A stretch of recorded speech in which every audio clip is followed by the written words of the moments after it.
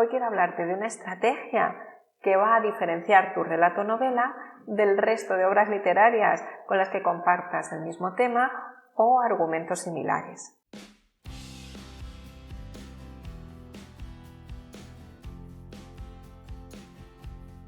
Hola, soy Ruth María Rodríguez, creadora de la escuela para escritores verbalina.com, desde donde puedo ayudarte a mejorar la calidad literaria de tus obras a través de mi programa de narrativa y novela, mis cursos online y mis mentorías para escritores. Como decía, quiero hablarte de una estrategia que va a ayudar a diferenciar tu novela o relato de otras obras con las que compartas el mismo argumento o que tengan temas similares a la tuya. Esta estrategia es que juegues con el tiempo narrativo.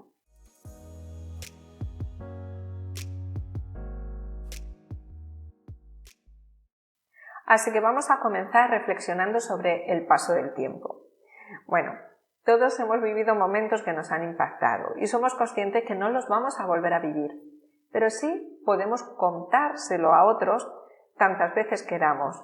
En cierto modo, esto es revivir lo ya vivido. Al hablar del concepto de tiempo en la obra literaria también tenemos esta dualidad. Bueno, en realidad vamos a abordar el concepto de tiempo desde tres perspectivas diferentes. Por un lado, podemos hablar del tiempo de la novela en relación con la época en la que transcurre la historia. Este sería el tiempo externo a la narración. También podemos utilizar la palabra tiempo para designar la duración de los hechos que viven nuestros protagonistas. En este caso nos referiríamos al tiempo interno de la narración. Y por último, la palabra tiempo hace referencia al orden con que el narrador cuenta esos hechos al lector. En este caso también estaríamos dentro de ese tiempo interno de la narración. Como sabes, en nuestra novela o relato, nuestros personajes van a tener una inevitable relación con el paso del tiempo. Al igual que las personas en nuestro día a día, nuestros personajes nacen, tienen su infancia, su adolescencia, su madurez, etc. Y será el narrador el que reviva esos momentos y los cuente en el orden en que les plazca, como nosotros hacemos cuando revivimos algún momento pasado y se lo contamos a un amigo. Por esto, como te decía con anterioridad, en nuestro tiempo interno de la narración podemos distinguir entre el tiempo de la historia y el tiempo del discurso narrativo, o tiempo del relato, o tiempo de la narración. Vamos a definir estos dos conceptos.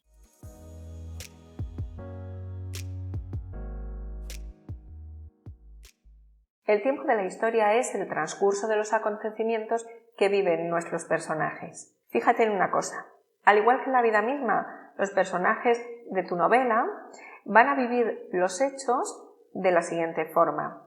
Un hecho va a ser causa del siguiente suceso y consecuencia del suceso anterior. Este es el motivo de que el orden de los acontecimientos debe ser cronológico, por esta relación causa-efecto. Este es el orden que marca el calendario, el orden cronológico, y en él no podemos intervenir como personajes. Pero sí lo puede hacer el narrador. Así que ahora vamos con el tiempo del discurso narrativo.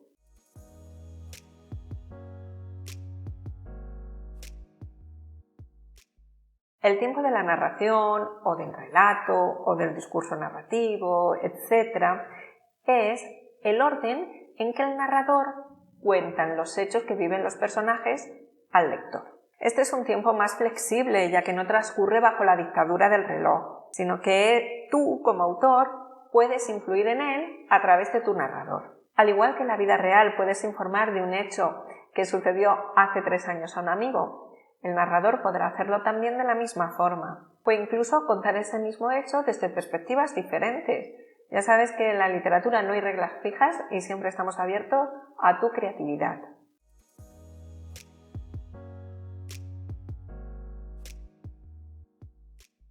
Bueno, y ahora vamos a hablar de esta estrategia. ¿A qué me refiero cuando digo que juegues con el tiempo narrativo? Es cierto que en nuestros primeros textos, por lo general, solemos ceñirnos al orden cronológico de la historia.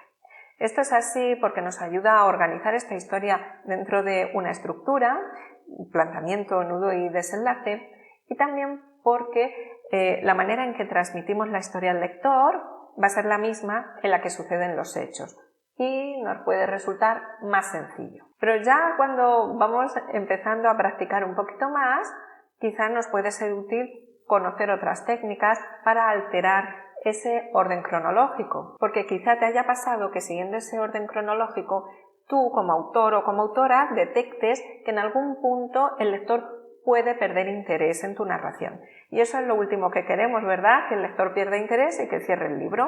En este caso, la solución más habitual y que se nos suele ocurrir en nuestros primeros trabajos, o al menos así me ha sucedido a mí con las personas que asesoro en mis cursos, es que como vemos que la atención del lector está bajando, empezamos a inventar otros hechos y más sucesos con los que enredar la peripecia. Y esta no tiene por qué ser mala solución, pero puede ocurrir que al engordar artificialmente la trama, es decir, al inventarnos nuevos sucesos que vivan nuestros protagonistas, estos no tengan una relevancia significativa para la trama a nivel general. En otras palabras, que estamos sembrando un montón de hechos poco relevantes, que no tienen una trascendencia clara para la trama y que pueden ser algo así como un batiburrillo para el lector. Para esos casos en los que engordar artificialmente la peripecia no tiene mucho sentido, sugiero que alteres el tiempo del discurso narrativo, es decir,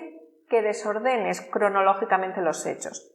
Pero esto no lo tienes que hacer por pura sofisticación, bueno, si quieres sí. Lo que sugiero es que lo hagas con un criterio. ¿Qué criterio debes seguir? El que mejore la tensión, el suspense y el ritmo de tu relato. Analiza qué sucesos de tu historia tienen un mayor interés o pueden suscitar una mayor emoción para el lector y colócalos de forma estratégica a lo largo de toda tu novela. Las maneras más habituales de jugar con este tiempo narrativo, en primer lugar, tienen que ver con el momento en que comenzamos nuestra novela. Así ya sabes que puedes comenzar la primera página de tu relato in media res, es decir, tomando un momento del nudo de la historia.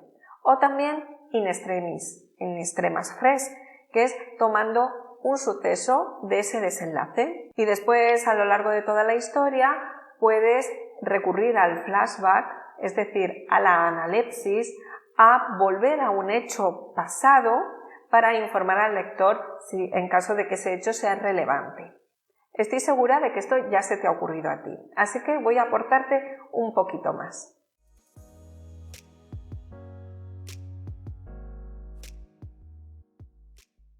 Para explotar este recurso de jugar con el tiempo de la narración de otras maneras, voy a darte dos ideas. Si te parece interesante todo esto que te estoy contando, te animo a que eches un vistazo a mi programa de narrativa y novela, donde profundizo muchísimo más, no solamente en el tema del discurso narrativo, sino en otros muchos temas que pueden interesarte para mejorar tus obras. La primera de ellas es: escribe tu relato del final al principio. Ojo, que aquí no me refiero que comiences in extremas res y luego realices un flashback y sigas el orden cronológico de la historia. No me refiero a eso.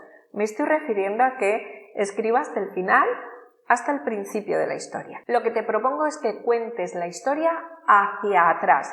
Voy a ponerte un ejemplo. En el libro Segundas Personas de Félix Chacón hay un relato que hace referencia a la historia de una actriz de cine para adultos. El relato comienza con un momento en el que esta actriz está rodando una película y que se sitúa al final de su carrera. En cierto modo sería el presente que está viviendo esta protagonista. La historia se va contando hacia atrás, es decir, lo anterior a esto serían los momentos en que esta actriz era realmente una estrella, y siguiendo el tiempo hacia atrás, el relato terminaría con ese suceso que marcó la historia de esta mujer para dar ese paso e involucrarse en este tipo de actividad. La segunda idea que te sugiero para que juegues con el tiempo de la narración sería que alternases dos tramas paralelas. Y cada una de estas tramas estarían en un tiempo distinto de la historia. ¿Por qué no trabajas dos momentos diferentes de la misma historia? Es decir, coges la historia y vas trenzando escenas del pasado de ese personaje y escenas del presente. En este caso estarías utilizando la analepsis, es cierto, pero no de manera secundaria o en una única ocasión, sino que sería algo a lo largo de toda la obra, como te decía, trenzando esos dos momentos de una misma historia. Esos flashbacks serían tan frecuentes que en cierto modo formarían una historia paralela. Un ejemplo lo tienes en la novela Tomates verdes fritos, de Flap. Y nada más, esto era todo lo que quería contarte. Espero que te sea de utilidad. Nos vemos entre líneas.